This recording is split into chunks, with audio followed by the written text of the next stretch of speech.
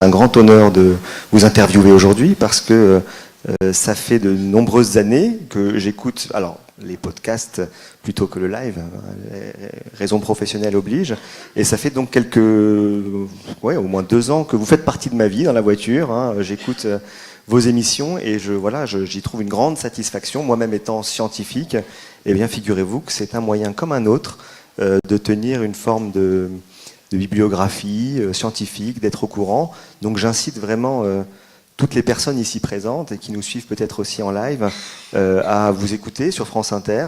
Alors le matin très tôt, vous allez nous en parler probablement. Il y a l'édito carré qui est assez récent et qui fait l'objet justement du livre dont on va parler aujourd'hui. Mais il y a également la tête au carré. Moi j'avoue que je connaissais surtout la tête au carré et du coup j'ai rattrapé un petit peu mes carences de l'édito du matin. La tête au carré qui est une émission plus longue, et puis vous avez également une émission sur France 5 qui s'appelle Science Grand Format. Science Grand Format, voilà. Donc tout d'abord, vous êtes ici pour nous parler de ce livre, Dernières nouvelles de la science. Alors pour les Alsaciens c'est super, parce qu'on a les dernières nouvelles d'Alsace, donc on est tout à fait en terrain connu. Est-ce que Mathieu Vidard, vous pouvez nous raconter un petit peu la genèse de ce livre? Alors d'abord, je voudrais vous dire que je suis très heureux d'être à Strasbourg parce que c'est une ville que j'aime beaucoup et finalement dans laquelle je suis venu très souvent parce que j'ai travaillé à Nancy pendant assez longtemps à France Bleu, dans le Sud-Lorraine. Et à l'époque, j'avais un petit chalet dans les Vosges. Enfin, mon ami avait un petit chalet dans les Vosges, donc on venait régulièrement dans le Val de Villers. Voilà. Donc j'ai passé tous mes week-ends dans le Val de Villers, chez vous, pendant plus de 6 ans. À Lubin exactement, et puis après dans le col du Val de Villers, et voilà. Donc j'aime particulièrement cette ville et j'ai toujours essayé de travailler ici à Strasbourg, à France Bleu. J'ai postulé à l'époque et ça ne s'est jamais fait, à mon grand désespoir. Donc voilà. Donc, ça peut s'arranger maintenant. Donc voilà. Donc non, c'est pas trop tard, on ne sait jamais ce qui peut se passer. Et voilà, donc je suis venu très très souvent ici et dans cette librairie évidemment en particulier. Alors la genèse de ce livre, c'est tout simplement une année d'édito carré le matin. Donc ce sont ces chroniques que je présente dans la matinale de Nicolas Demorand à 7h20 et qui racontent de la science au moment probablement où vous êtes en train de vous réveiller et d'émerger. Et voilà, donc tout le pari c'est ça, c'est de pouvoir raconter un peu de science en 2 minutes 30, donc sur un temps très très court, très très ramassé, pour que on puisse dérouler un récit, très souvent, la plupart du temps d'ailleurs, appuyé par des études scientifiques. Donc c'est pour ça qu'on a appelé ça Dernières nouvelles de la science, parce qu'en général toutes les informations du livre relèvent des dernières publications. Et donc c'est évidemment des éditos que j'ai retravaillés pour le livre, pour que évidemment l'aspect oral raconté du matin puisse passer la rampe de l'écrit. Et j'ai à peu près, il y en a quelques-uns qui ne sont pas dedans, mais j'ai à peu près regroupé l'ensemble de la première saison des éditos carrés.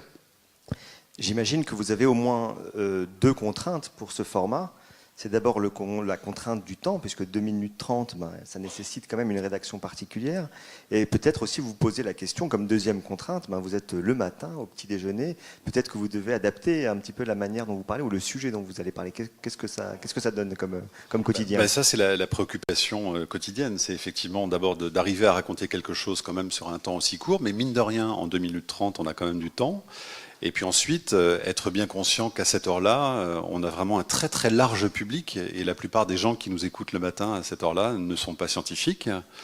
Et donc il faut à la fois être capable d'expliquer le sujet d'une publication, mais le partager avec le plus grand nombre. Donc en essayant de trouver des images, les mots les plus accessibles, parfois en essayant même de faire de l'humour. C'est un vecteur qui parfois aide bien la science. Et donc voilà, c'est le travail quotidien de pouvoir écrire ces petites histoires de science.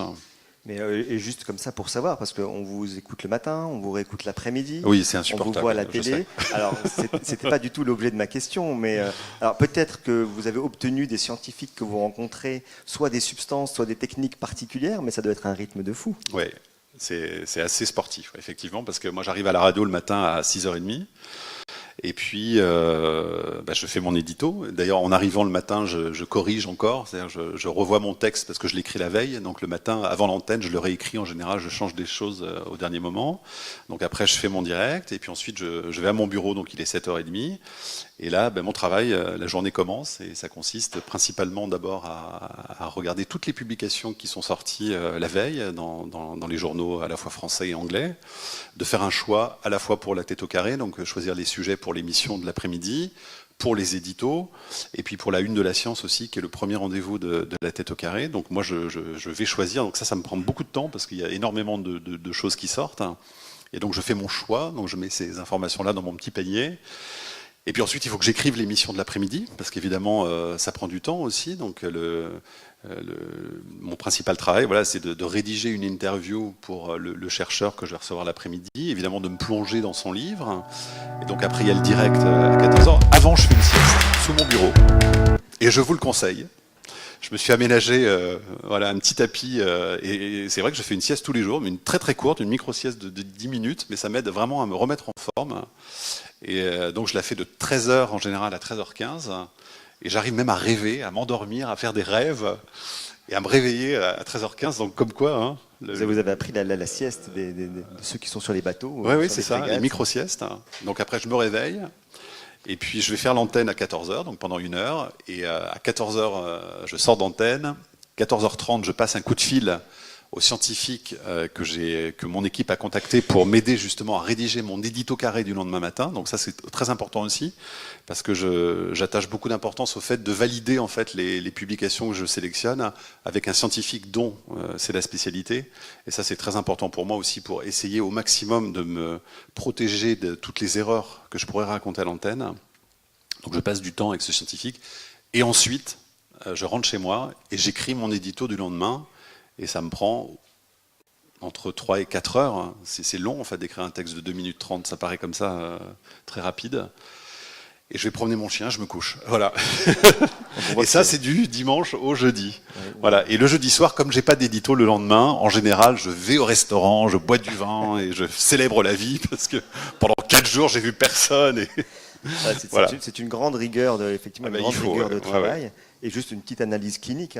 Je suis médecin, mais voilà, c'est pour ça que ça m'intéresse. Ouais. Le fait de s'endormir comme ça et d'être tout de suite en train de rêver, ça, je pense que c'est parce que vous êtes épuisé. Oui. Parce que du coup, vous allez directement dans le sommeil paradoxal, pays des songes. Ouais. Et ça montre qu'il y a effectivement une pression de sommeil. Donc vous ne nous mentez pas. Je pense que à votre insu, vous nous avez donné des informations. Mais je suis inquiet par rapport à ce que vous me dites. C'est de la fatigue. Vous ferez une ordonnance. Voilà, tout à fait. Donc, comme je vous l'ai dit avant, vous faites un peu partie de ma vie, Mathieu Villard, sans le savoir. Et certainement, vous faites partie de la vie de plusieurs dizaines de milliers de Français qui vous écoutent. Alors, pour ma part, j'ai quelques infidélités. Alors, je ne sais pas si c'est le lieu de le dire ici, mais bien sûr, il y a Jean-Claude Ameisen, il y a aussi la méthode scientifique. Enfin, mon téléphone est rempli de tous ces podcasts. Vous avez de bonnes infidélités. J'ai de bonnes infidélités. Et mon fils, ici présent, d'ailleurs, il ne supporte pas vous entendre parce qu'il veut de la musique. Et quand il met la musique, il y a votre voix, en plus un peu déformée, puisque je les écoute en 1.5. Ça, on peut le faire dans les podcasts. C'est fabuleux pour aller un tout petit peu plus vite. C'est ça. Donc voilà. Mais quoi qu'il en soit, je ne vais pas du tout parler de moi, mais effectivement, donc, je suis médecin et scientifique et vice-président du Forum de bioéthique. Et donc, on pourrait se dire, les émissions de science, pourquoi ? Or, il faut bien admettre que c'est quand même d'une grande, grande qualité. Donc, dans le livre, là, par exemple, vous avez... alors, vous parcourez, effectivement, ce sont des petites nouvelles. C'est parfois une page ou 2 ou 3. Et c'est une anecdote, finalement, scientifique. Mais toujours, et là, maintenant, je comprends mieux, vous m'expliquez que vous êtes effectivement avec un scientifique au téléphone qui va venir valider, parce que c'est toujours d'une grande précision. Et j'ai cherché. Je n'ai pas réussi particulièrement à trouver d'erreurs particulières ou de choses sur lesquelles j'aurais pu vous titiller. Tant mieux. Alors, il y a une question que je voulais vous poser, justement, parce que sachant que vous étiez neurologue et l'actualité de la science allant très très vite, dans ce livre, je raconte une chose au sujet des neurones. Et c'est Pierre-Marie Liédot, qui est un chercheur qui travaille entre autres sur la neurogénèse, c'est-à-dire la naissance des neurones dans notre cerveau. Et il a été observé que chez la souris adulte, par exemple, la souris adulte pouvait fabriquer des neurones quasiment tout au long de sa vie. Et donc, évidemment, on en déduit que pour l'homme aussi, cette neurogénèse peut exister et que, passé l'âge de l'enfance, où évidemment c'est l'âge de la maturation cérébrale, où les neurones, évidemment, explosent, on a toujours pensé qu'après ce premier âge de la vie, la production de neurones s'arrêtait et que les choses se dégradaient jusqu'à notre mort. Et puis, évidemment, les recherches avec la souris ont montré que voilà, on pouvait fabriquer des neurones tout au long de la vie. Et donc, on en a conclu que pour les adultes, c'était la même chose. Or, il y a eu une publication qui est parue très récemment, après évidemment que le livre ait été édité, et qui dit, ben non, finalement, on s'est un peu trompé, il n'y a quand même pas une grosse production de neurones dans le cerveau chez l'adulte. Donc c'est une question que je voulais vous poser. Où est-ce qu'on en est à ce niveau-là? Parce que ça nous intéresse tous de savoir. Je vous remercie d'avoir posé. Non, effectivement, chez l'adulte, il y a essentiellement dans les régions limbiques, donc dans les régions de la mémoire, il y a des cellules qui gardent la possibilité encore de se multiplier, mais bien entendu, malheureusement, pour la grande majorité du cortex cérébral, la récupération se fait plutôt sous forme de plasticité que sous forme de régénération. Alors après, il y a des recherches, peut-être juste un aspect qui pourrait être intéressant. Il y a quand même un certain nombre de cas où on peut avoir un peu plus de cellules capables de justement donner lieu à d'autres cellules. C'est chez la femme. Puisque figurez-vous que pendant la grossesse, il y a un passage de cellules souches neuronales de l'embryon directement dans l'encéphale de la maman. Donc voilà, le fait d'avoir des bébés permet d'avoir une plus grande neurogénèse chez la femme à l'âge adulte. C'était une petite anecdote, j'en profite. Mais c'est bien, et c'est quand même intéressant de dire aussi sur cette plasticité cérébrale qu'on peut l'entretenir aussi, et ça c'est important de le rappeler aussi, ne serait-ce que par l'activité intellectuelle, que par les échanges sociaux, le fait de vivre avec les autres, d'échanger, d'être en interaction.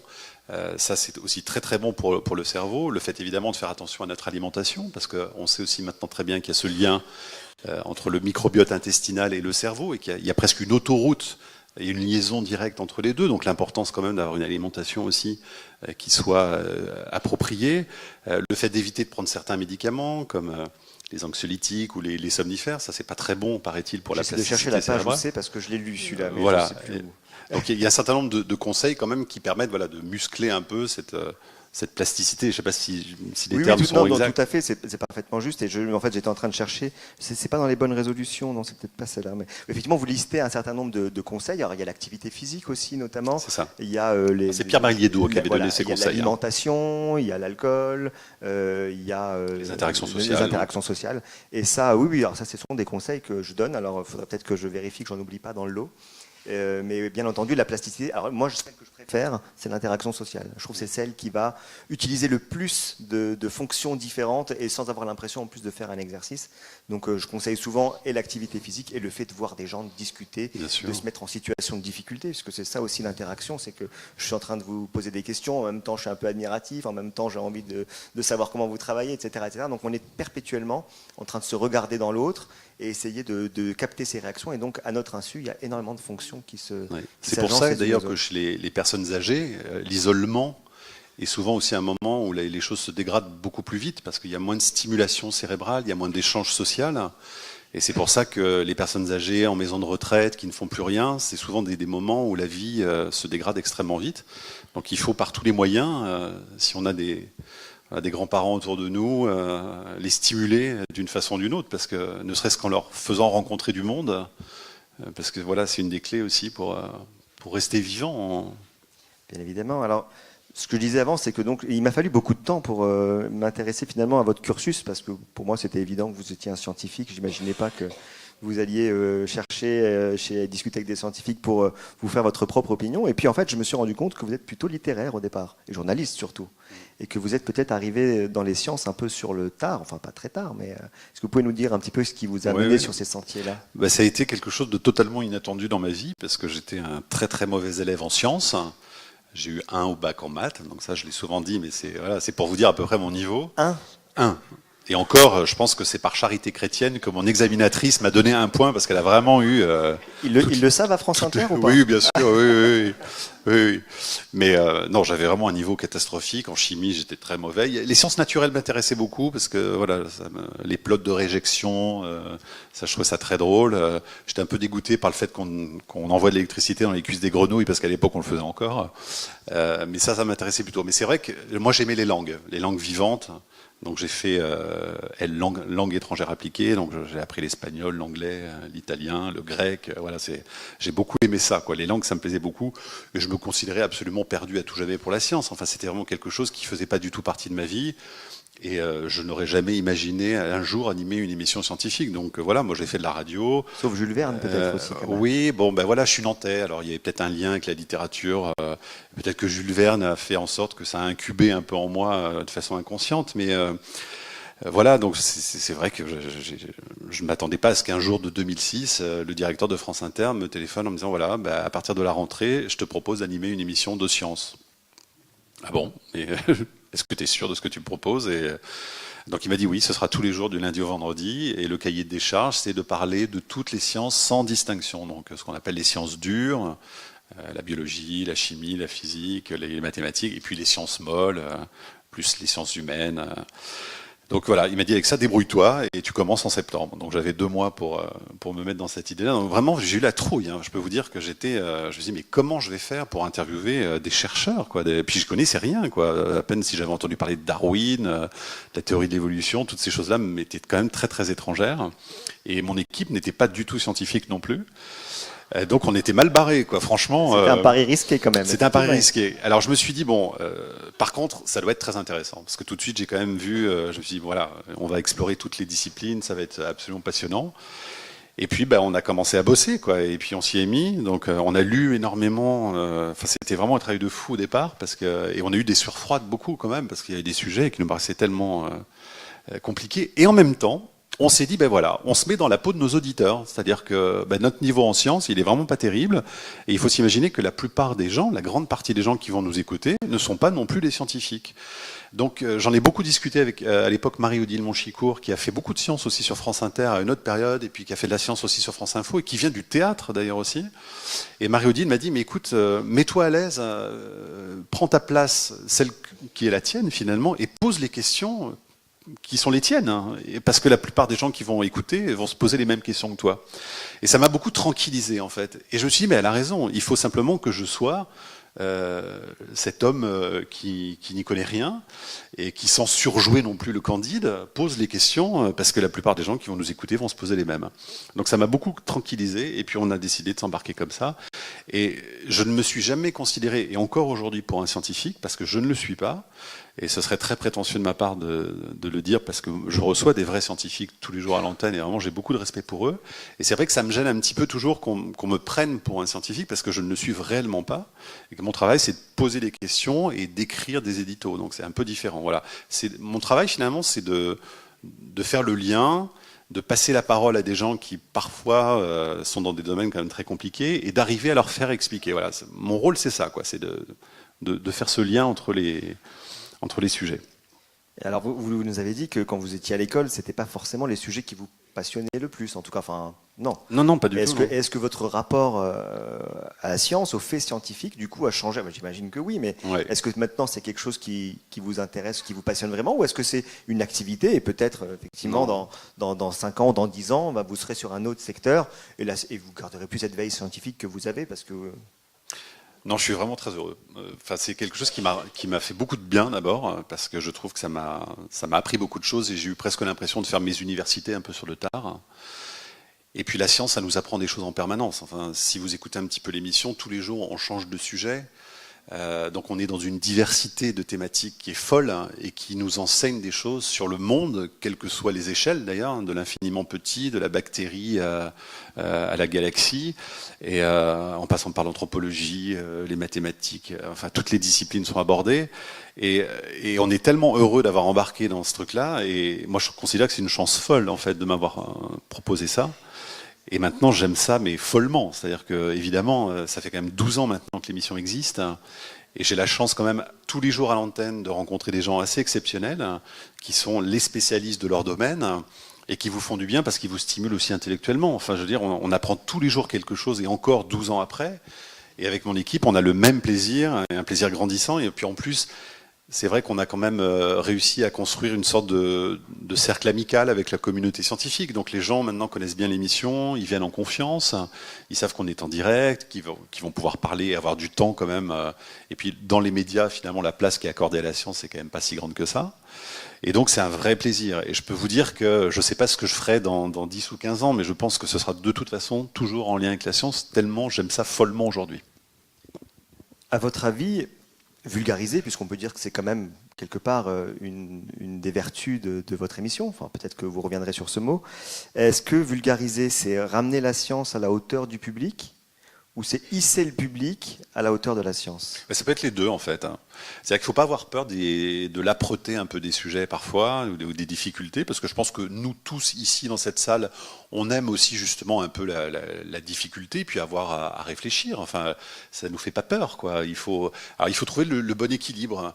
Il y a des disciplines qui évidemment sont plus compliquées que d'autres. Par exemple, parler de mathématiques pendant 1 heure, c'est vrai qu'au bout d'un moment, c'est quand même le langage mathématique est très compliqué. Donc, on ne pourrait pas faire une émission d'1 heure uniquement en parlant d'équations ou de théorèmes, parce qu'au bout d'un moment, et très rapidement, on perdrait les auditeurs. Donc, on peut faire des pas de côté, on peut raconter un peu l'histoire de la science, un peu l'histoire des mathématiciens, pour essayer de donner de la chair et de l'humain.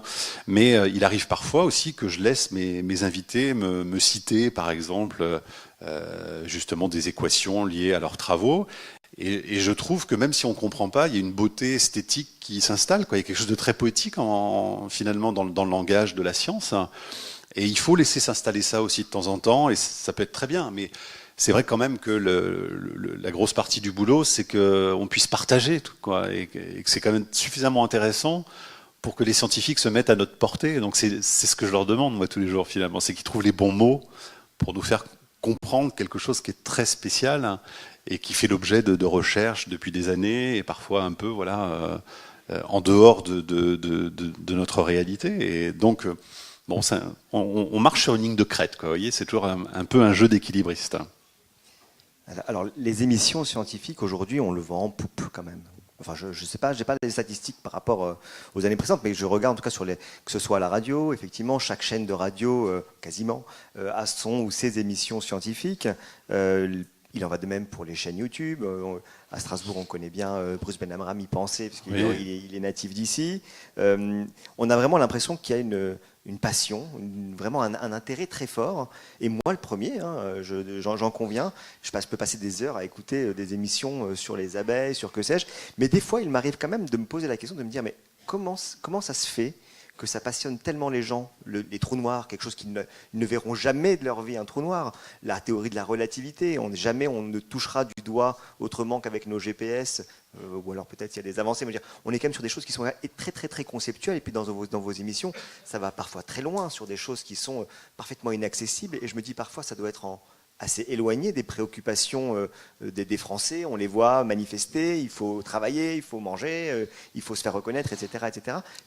Quelle est votre opinion? Qu'est-ce qui finalement intéresse tellement les gens et les Français plus particulièrement Alors, je pense qu'à la fois, on peut évidemment être préoccupé par la vie de tous les jours, avoir besoin de manifester, de faire entendre sa voix, mais je pense qu'évidemment, comme chaque être humain, on a aussi une part de rêve, une part d'imaginaire, et que ça compte beaucoup aussi dans notre construction mentale.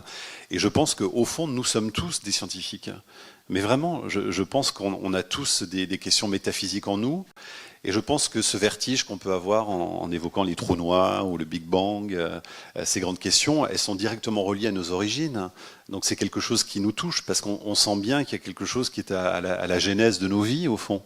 Et la naissance de la vie sur Terre aussi, comment les espèces humaines se sont développées, ont évolué au fil du temps.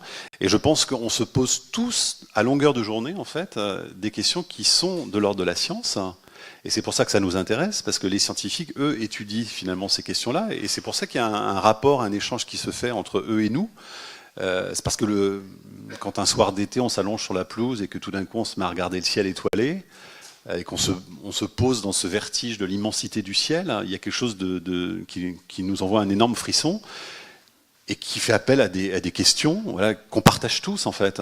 Donc je pense réellement qu'on est tous un peu dans ce questionnement scientifique, et c'est pour ça qu'effectivement ça intéresse beaucoup de gens, et que de plus en plus, grâce à Internet, les choses se développent magnifiquement. Donc les chaînes YouTube par exemple, c'est très positif pour partager de la science. Mais je crois vraiment ça en fait, c'est qu'on a tous, quand on fait finalement le bilan des grandes questions que se posent les scientifiques, c'est d'où venons-nous, comment les choses vont évoluer dans le futur, c'est toutes des questions qu'on s'est posées à un moment ou à un autre de nos vies, quoi. comment on est né, comment ça s'est passé déjà dans le ventre de notre mère, et puis avant, et depuis des millions d'années, et comment la vie a émergé sur Terre il y a 3,8 milliards d'années. Enfin voilà, tout ça, c'est des choses qui nous intéressent. Donc, oui. Et vous l'avez dit, avec Internet, ça va très vite. Des fois, ça va même, on a l'impression que ça va trop vite. Alors, je suppose qu'on vous questionne souvent sur ces questions, mais qu'on vous questionne sur ces questions, c'est joli, n'est-ce pas, Qu'on vous interroge régulièrement sur l'idée des fake news, sur l'idée de la post-vérité. C'est vrai que voilà, dans votre livre, je crois que vous citez dans le sud de la France, je ne sais pas si c'est dans le sud ou pas, le manuel créationniste. J'en viens progressivement à la bioéthique. Qui a été distribué. Voilà, qui a été distribué. À quoi c'est dû, à votre avis? D'abord, est-ce que c'est une réalité? Est-ce que c'est vraiment quelque chose qui occupe du terrain? Est-ce que c'est quelque chose que vous avez à traiter aussi dans vos émissions? Vous savez, en science, par exemple, si on veut parler de fake news, il y a deux grands domaines, par exemple. C'est la théorie de l'évolution, justement, avec le créationnisme, qui est en soi une fake news, quand même. C'est remettre en cause la théorie de l'évolution de Darwin à la lumière de tout ce qui a été fait, justement, par les scientifiques maintenant, et qui ont suffisamment éprouvé, expérimenté cette théorie de l'évolution pour voir qu'elle est très, très solide. Et aujourd'hui, douter même que la vie sur Terre est très ancienne. Enfin, c'est des questions folles, quoi. Et je pense que là, pour le coup, il faut faire une séparation très nette entre la croyance, la religion et la science. C'est-à-dire que la science, c'est pas de la croyance, justement. La science, c'est basé sur une méthode d'observation, d'expérimentation. C'est comme ça. C'est pour ça que, justement, les fake news, on est dans le domaine de la croyance et qu'il faut essayer de lutter contre. Vous avez un autre domaine qui est quand même celui du réchauffement climatique, avec le climato-scepticisme aussi, qui se manifeste beaucoup. On voit, par exemple, encore en ce moment, mais même de la part de confrères journalistes, que lorsqu'on a une vague de froid, par exemple, comme celle qui sévit aux États-Unis ou même parfois chez nous en France, on se dit, mais regardez, il fait froid, ça veut rien dire, le réchauffement climatique. Mais attendez, on parle de météo, on parle pas de climat. Donc il faut sans arrêt rappeler en fait les bonnes notions. C'est-à-dire que la météo, c'est un temps très très court. Le réchauffement climatique, évidemment, il s'observe à l'échelle de décennies, voire de siècles. Et que lorsqu'on observe le climat à l'échelle d'un siècle sur la planète entière, on voit très nettement que le réchauffement est en cours. Et d'ailleurs, les 4 dernières années ont été les plus chaudes jamais enregistrées. Bon, voilà. Mais c'est des choses qu'il faut rappeler. Parce qu'elles ont l'air de couler de source comme ça, et en fait c'est pas le cas. Et c'est très facile de dire que la Terre est plate. Il y a aux États-Unis un mouvement qui s'appelle les platistes. Les terre-platistes, ouais. Ouais. Et d'ailleurs je les cite dans mon livre, qui pensent que la Terre est plate. Et tous les ans, ces gens-là se réunissent dans un hôtel américain, dans un motel, pour faire des réunions et discuter de cette question-là. Et donc il y a un type qui a essayé d'envoyer une fusée pour voir lui-même que la Terre était plate, mais enfin on se dit mais c'est quand même hallucinant, quoi. C'est quand même incroyable qu'on arrive à croire en ces choses-là aujourd'hui. Bon, on remet évidemment toujours en cause le fait que l'homme ait posé le pied sur la Lune, bon voilà, mais c'est incroyable. Il y a vraiment des choses qui circulent en permanence, et donc voilà, c'est en science aussi, il y a beaucoup de fake news qui circulent, et il faut essayer de lutter contre, parce que... Oui, c'est important. Et vous parlez, d'ailleurs, à un moment donné, vous parlez d'un président aux cheveux jaunes, mais je ne vois pas du tout de qui il s'agit. Oui, voilà. Mais il est le premier à colporter en fait ces idées-là, et à faire des tweets pour dire, regardez, il fait moins de 30 degrés en ce moment à Chicago, il est où le réchauffement climatique ?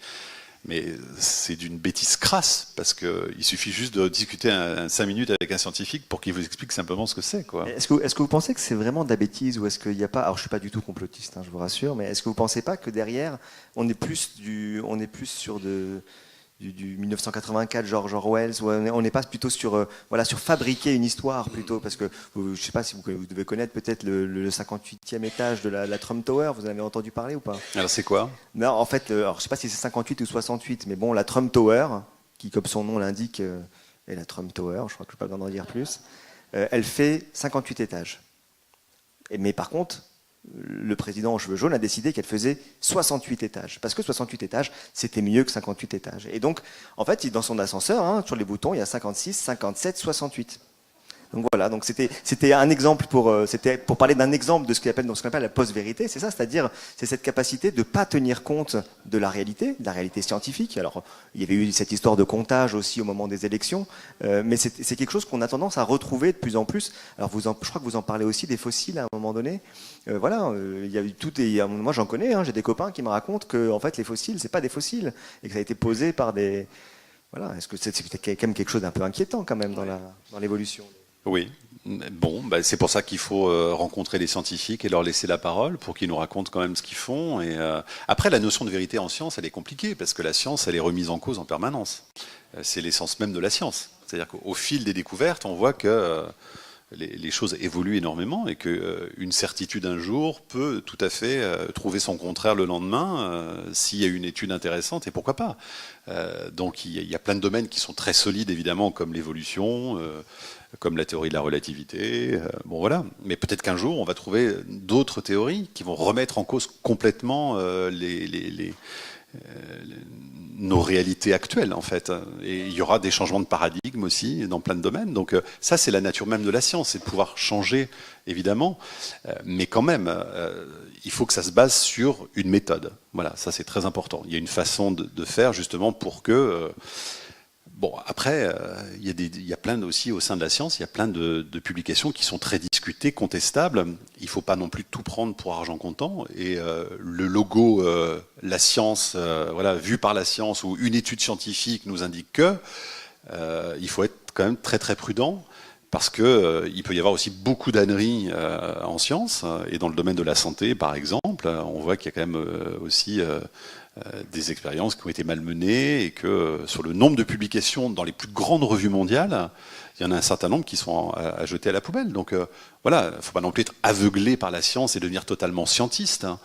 Mais quand même, on peut faire confiance à une communauté qui travaille pas si mal que ça. Donc, Non, mais après, d'ailleurs, il y avait un très bon livre qui était sorti sur la mauvaise science, ou je sais pas comment il s'appelait, Malascience, ou quelque chose comme ça. Je l'avais acheté à la librairie Kléber, d'ailleurs, où justement on parlait d'abord, premièrement, il y a plusieurs cas de figure. Il y a d'authentiques supercheries, c'est-à-dire que les gens vont truquer des résultats, donc ça existe, bien entendu.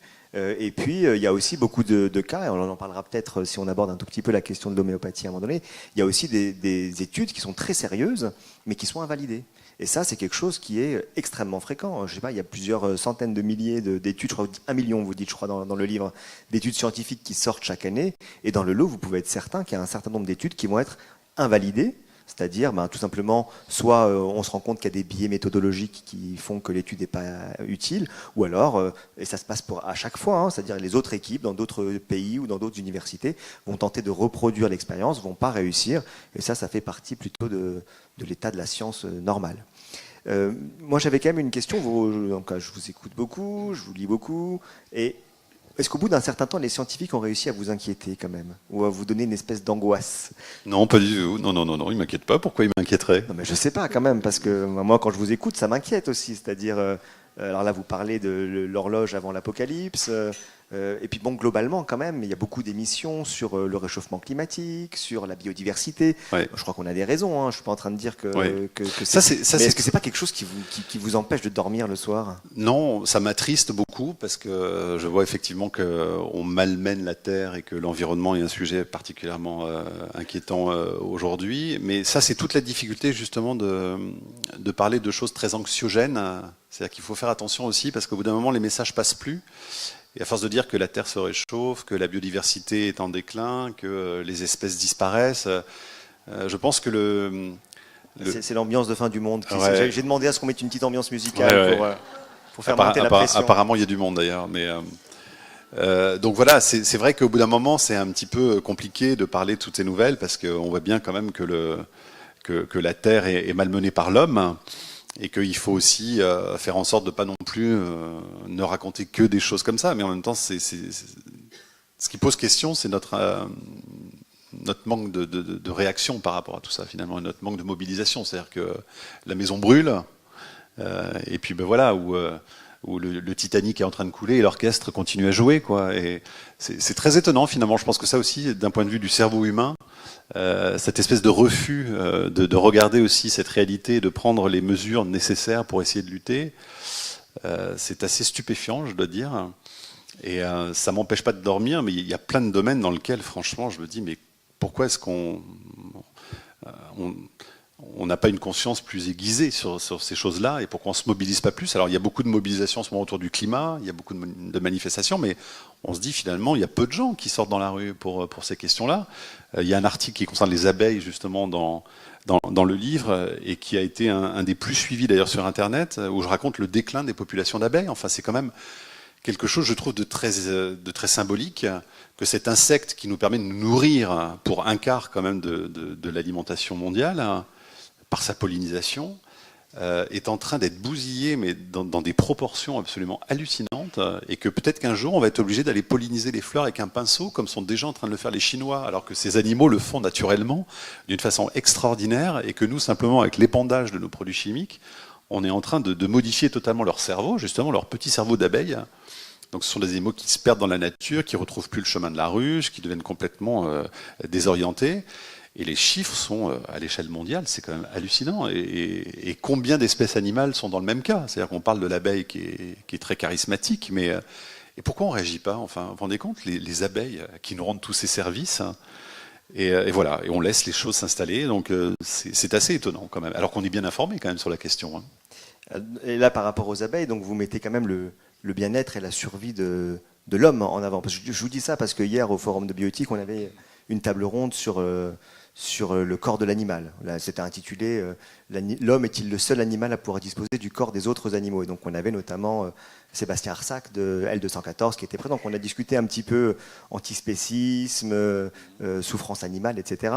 Et je voulais savoir un petit peu si vous avez un avis ou pas sur ces questions ou sur ce mouvement qui est en train d'émerger d'antispécisme justement, puisqu'on est quand même un peu dans de la science, c'est-à-dire on dit les espèces animales, l'homme est un animal, c'est un animal comme les autres. Est-ce que vous avez un avis ou pas, ou si c'est peut-être un peu hors sujet? En tout cas, je trouve ça passionnant parce que le regard qu'on porte sur les animaux là depuis quelques années, il a complètement changé.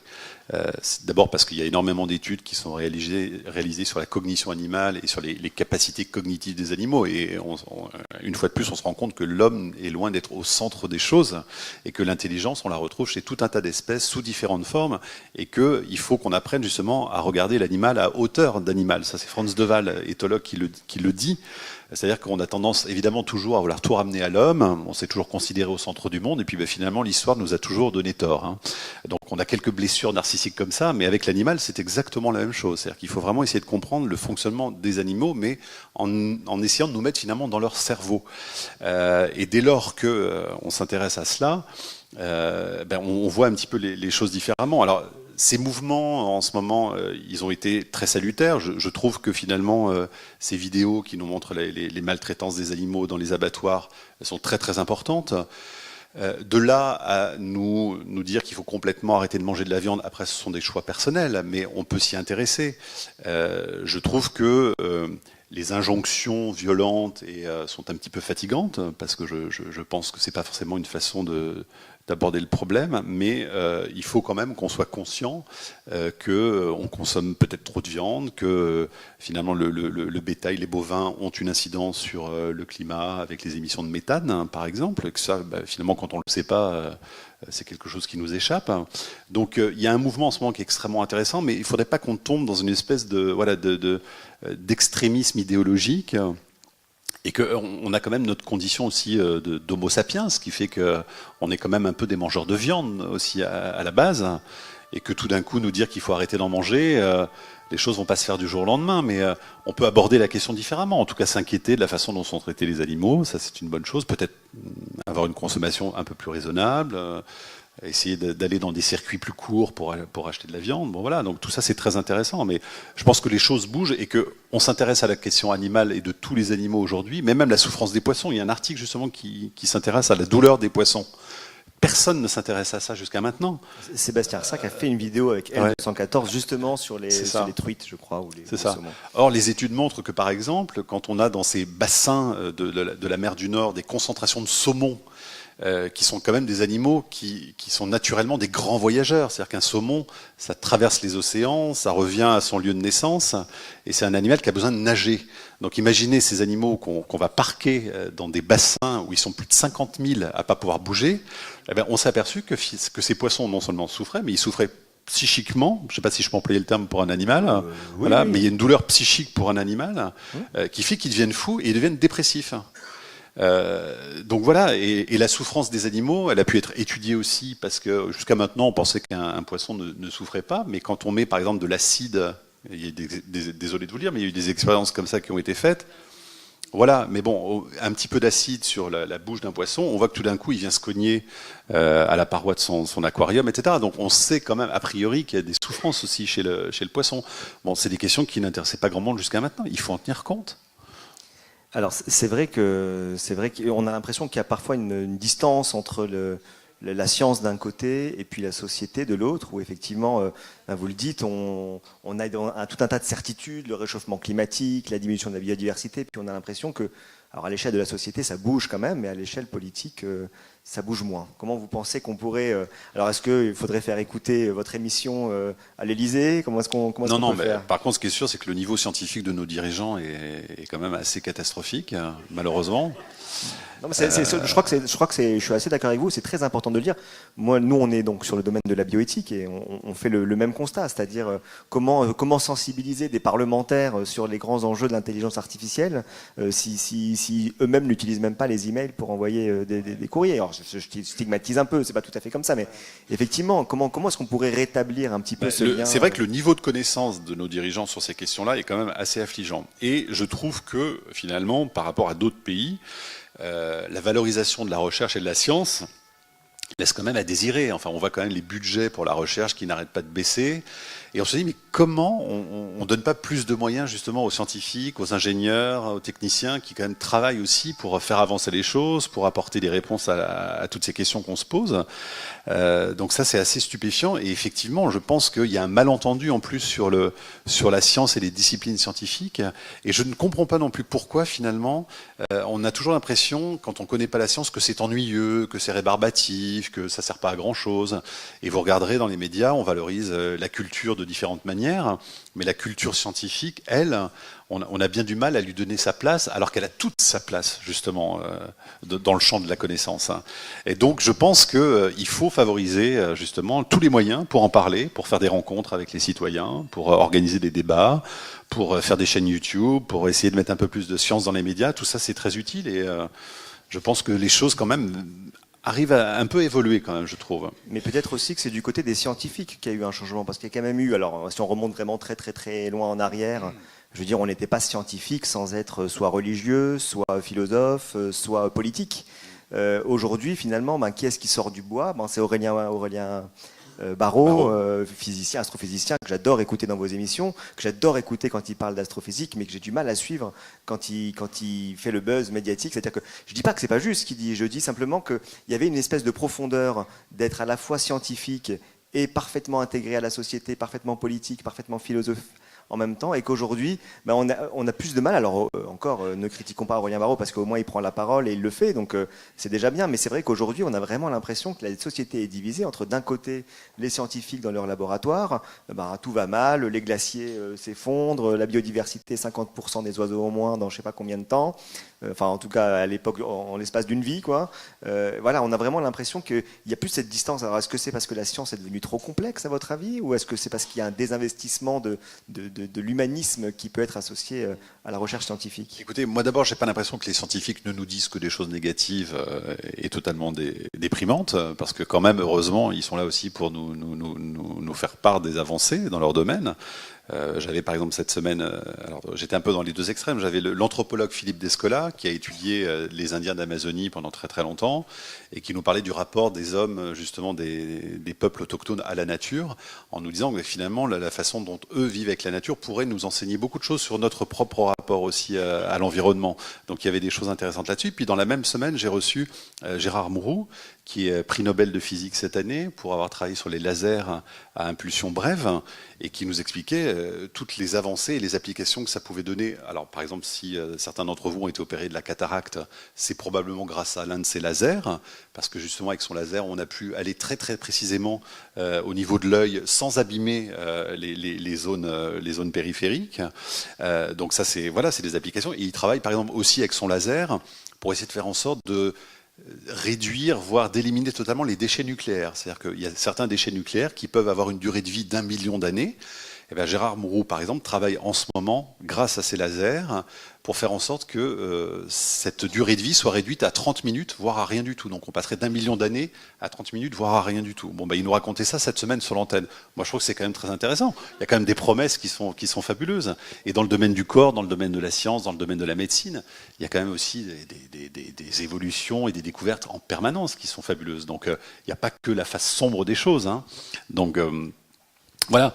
Après, il faut aussi trier le bon grain de livret et puis ne pas tomber dans un pessimisme extrême. C'est tout à fait vrai qu'en lisant d'ailleurs les nouvelles, on a d'ailleurs plus de sourires et de réflexions profondes que de moments de grande dépression, je vous rassure. Hein. C'est tout à fait plein d'espoir. Mathieu Vidard, interrogation flash éclair. Est-ce que vous pouvez me donner une définition de la bioéthique ?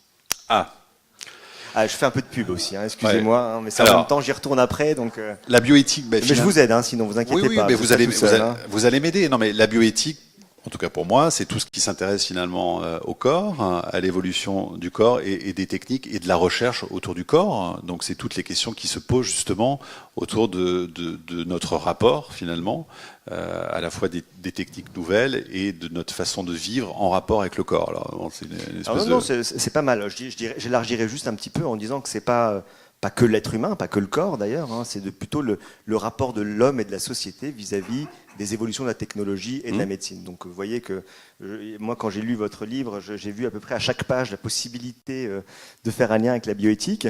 Il y a beaucoup d'actualité d'ailleurs au sujet-là, hein, parce que là en ce moment en tout cas oui. Évidemment. Ouais. Moi je pense par exemple à ce scientifique chinois qui a manipulé l'ADN d'enfants. Vous en avez entendu parler probablement. C'était une première avec cette méthode qui s'appelle CRISPR-Cas9, qui est une sorte de ciseau moléculaire et qui a fait en sorte de rendre ces enfants de protéger résistance au virus du sida. Donc ça a posé beaucoup de questions. D'ailleurs, ce type est en ce moment recherché par les autorités chinoises parce que, évidemment, ça a choqué beaucoup de monde. Mais ça, c'est une vraie question d'éthique aussi. Et qu'est-ce que ça vous inspire, justement, Mathieu Vidard ? On est un peu dans le docteur Frankenstein, quand même, là. On se dit qu'il y a page 250. La manipulation du vivant, ça peut aller très très loin, finalement. Il y avait une autre question que j'ai abordée, je crois que c'est cette semaine ou la semaine précédente, sur ce chirurgien italien qui aimerait greffer des corps entiers sur des têtes. Alors, le but, c'est de prendre une tête, la tête d'une personne handicapée, par exemple, et de prendre le corps d'un donneur donc décédé, mais de le greffer sur une tête. Donc, c'est quand même une opération très très étonnante. Ça veut dire que tout d'un coup, on va greffer 2 reins, 2 poumons, un pancréas, un foie, un cœur, et tout le système immunitaire en même temps. Voilà. Et donc évidemment, le scientifique que j'ai interrogé là-dessus pour commenter le travail de cet Italien me dit mais ça pose un très très gros problème éthique parce qu'en fait, il n'a pas fait du tout le travail, il n'y a pas de preuve de concept sur l'animal. Donc désolé pour ceux qui aiment les animaux, mais il faudrait d'abord passer par l'animal avant de pouvoir passer à l'humain. Alors il a essayé sur l'animal. Alors il y a eu des singes qui ont été... Ça a duré quelques minutes de mouvement. Voilà, c'est ça. Et donc il y a des scientifiques un peu fous comme ça qui ont des idées et qui posent de vrais problèmes éthiques. Voilà, là on est face à un vrai problème éthique, c'est-à-dire la transplantation d'un corps sur une tête. On se dit mais mon Dieu, où est-ce qu'on est ? Donc bon, et puis alors après il y a toutes ces questions éthiques qui agitent la société aujourd'hui sur la procréation médicalement assistée, sur la GPA évidemment, donc gestation pour autrui. Tout ça, ça montre comment notre société évolue dans sa façon de vivre aussi, dans sa façon de procréer, de faire famille. Donc évidemment, c'est des questions essentielles. Et il y a la difficulté. Alors moi, c'est peut-être une des critiques que je pourrais faire sur toutes les questions de bioéthique. C'est la complexité finalement de ce champ, parce qu'il y a tout un langage. Finalement, il y a quelque chose parce qu'on appelle la société à réagir sur ces questions-là. Et en même temps, je pense qu'il y a encore un problème de dialogue et d'accessibilité des propos. Alors, du coup, quart d'heure autopromo, enfin quart d'heure je vous rassure, minute autopromo. Nous, on organise donc à Strasbourg ce qu'on appelle le Forum européen de bioéthique. C'est une fois par an, ça dure environ une semaine, c'est déjà la 9e édition. Et l'objectif, c'est vraiment de mettre à la portée du grand public ces questions de la bioéthique. Donc, vous êtes le bienvenu, bien entendu. Et on parle donc là, on a à chaque fois une semaine avec des thématiques toute la journée, du matin 8h30 jusqu'au soir 21h. Et donc, l'objectif, c'est effectivement de faire le lien, finalement, de faire le lien entre la science dont vous parlez dans les émissions, et de faire le lien avec finalement ce que l'être humain va faire de cette science. Et je dois dire d'ailleurs que le plus souvent dans les anecdotes que vous nous rapportez, vous n'êtes pas totalement neutre, vous apportez quand même une forme de réflexion. Vous adossez la réflexion du journaliste, du littéraire, du citoyen que vous êtes à cette information scientifique, que vous n'êtes pas totalement dans une description froide et anatomique du fait scientifique. Ça, c'est le travail de l'édito, pour le coup, le matin. C'est-à-dire que quand vous écoutez les éditos de Thomas Legrand, par exemple, c'est pas non plus quelque chose de neutre, évidemment. Il y a quand même toujours, et c'est ce qu'on demande à un éditorialiste, c'est d'y mettre quand même quelque chose qui est... Bon, alors évidemment, on va pas non plus imposer nos idées à tout le monde le matin, c'est pas ça le but. Mais évidemment, il y a quelque chose de la plume et de la personnalisation qui fait qu'il n'y a pas de neutralité finalement. Et quand évidemment je fais un édito sur l'homéopathie, là je vais dans quelque chose qui est très très différent de ce que je fais dans la tête au carré. Parce que la tête au carré, c'est une discussion où je pose des questions à des invités, et dans l'édito, je donne parfois un avis, alors qui n'est pas toujours très très bien reçu, mais ça peut m'arriver de franchir un peu cette ligne.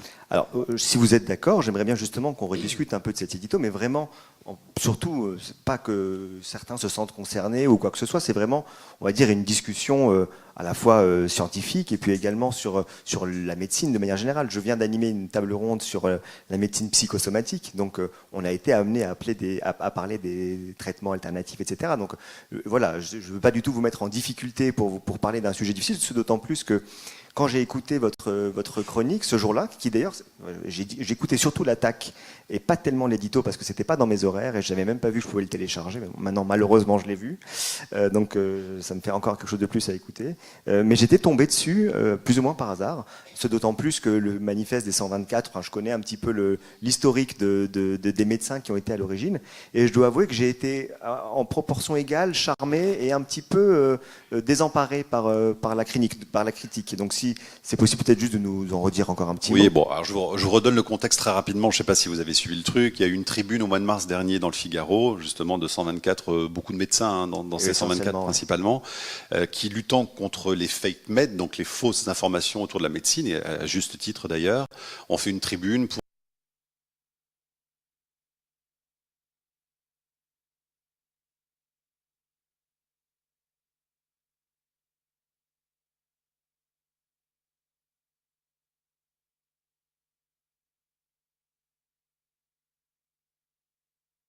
Et d'ailleurs, j'ai aussi été critiqué par les homéopathes parce qu'ils n'étaient pas d'accord avec moi. C'est un bon moyen pour être critiqué par tout le monde, donc, de toute façon. Je vous résume mon papier en 2 minutes 30. Qu'est-ce que je disais dans mon papier? Il n'y a pas de science dans l'homéopathie.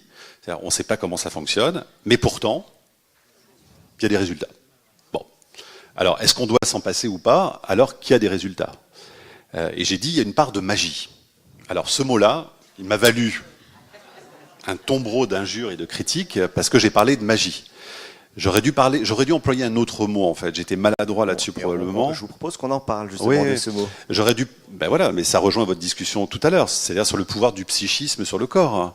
Et j'aurais dû parler peut-être du pouvoir de l'illusion ou du pouvoir de l'esprit ou du psychisme. Je pense que le mot psychisme aurait été mieux perçu. Je pense qu'il y a un terme encore plus juste peut-être, mais je vous laisse chercher encore un petit peu. Mais non, allez-y parce qu'on va manquer de temps. Alors autant qu'on y aille directement. Non, mais les portes sont fermées, donc on peut pas sortir. Donc on est là jusqu'à 21h, on est tranquille. Non, il y a ce qu'on appelle l'effet placebo.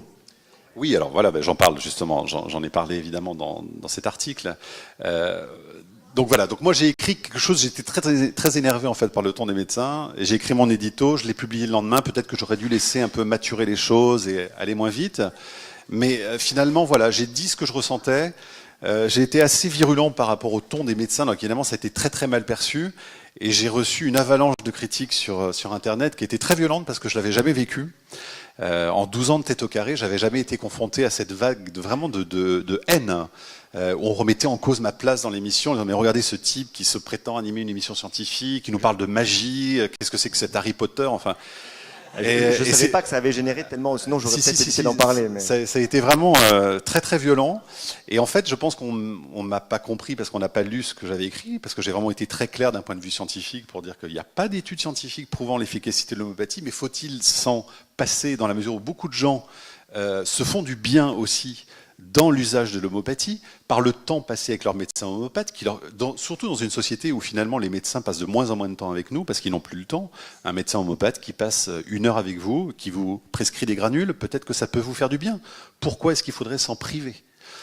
Voilà, donc c'était cette discussion-là que j'ai voulu avoir, et bon, j'ai senti le vent du boulet passer très près. Voilà. Alors, pour vous faciliter, parce que là vous êtes à Strasbourg, je vais vous donner la chronique de demain, si vous voulez, comme ça vous facilitera un peu la tâche. Non, mais je pense que c'est pas inintéressant de parler un tout petit peu de cet effet placebo, parce que moi personnellement, dans mon activité professionnelle, c'est quelque chose qui m'intéresse beaucoup et dont je trouve que c'est important d'en parler. À plusieurs égards. D'abord, l'effet placebo, vous savez, c'est ce qu'on appelle, c'est l'effet que procure un médicament qui est dénué de principes actifs. C'est de la poudre de perlimpinpin. C'est de la poudre de perlimpinpin. C'est tout. C'est ce qu'on appelle de la poudre de perlimpinpin, c'est-à-dire, mais sauf que on ne sait pas ce qu'il y a dans la poudre de perlimpinpin, alors que dans le placebo, on sait qu'il n'y a rien. C'est la différence. Donc effectivement, l'effet placebo, c'est ça. Il faut quand même savoir, et ça je le dis pour tout le monde, l'effet placebo, c'est quand même entre 10 et 80% d'efficacité. Donc vous savez, moi dans mon cabinet, j'ai un Vidal. Le Vidal, il fait beaucoup de pages. Je peux vous assurer que dans mon Vidal, il y a peu de médicaments qui ont entre 10 et 80% d'efficacité. D'accord ? Après, quand on prescrit un médicament, généralement, on attend de ce médicament qu'il fasse mieux que le placebo. C'est-à-dire que l'effet placebo a un certain effet et on le compare et on va dire qu'un médicament, on peut le commercialiser si tant est qu'il fait mieux, qu'il fait plus. Donc ça, c'est quelque chose d'important. Mais c'est vrai que moi, aujourd'hui, et c'est peut-être le dernier point sur cette question-là, c'est que je pense que c'est important de pouvoir dire aux patients, moi c'est ce que je fais depuis maintenant 1 an et demi, et je vais vous expliquer pourquoi, de dire, ben voilà, écoutez, moi j'ai pas de médicament à vous proposer pour votre problème, par contre, je vous propose de prendre un placebo.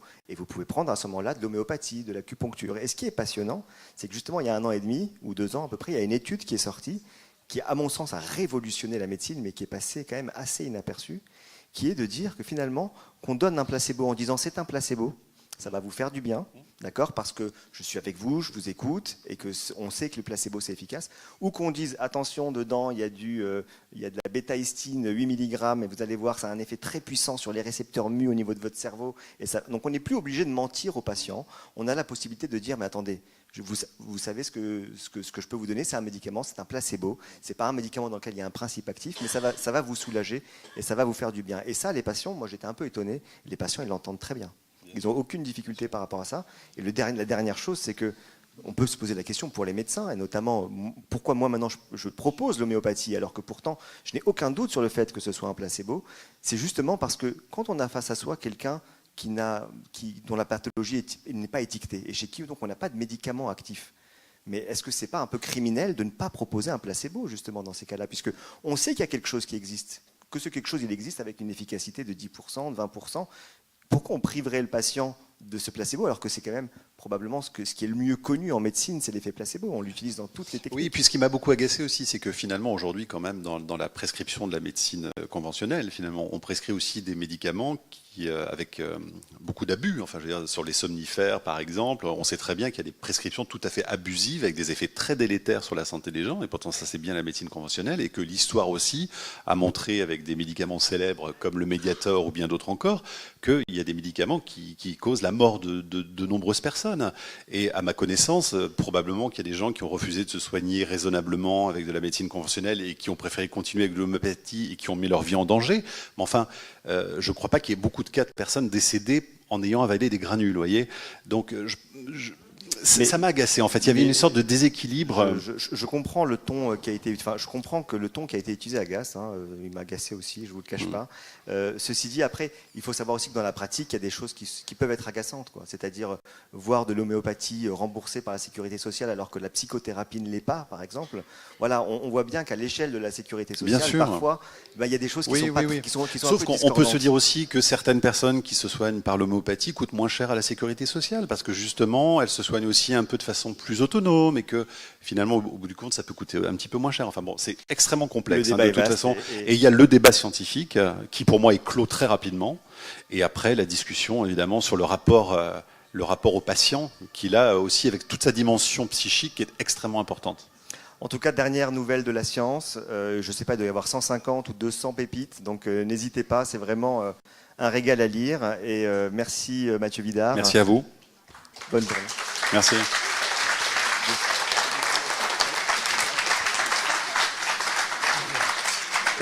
Et donc je vous invite à rejoindre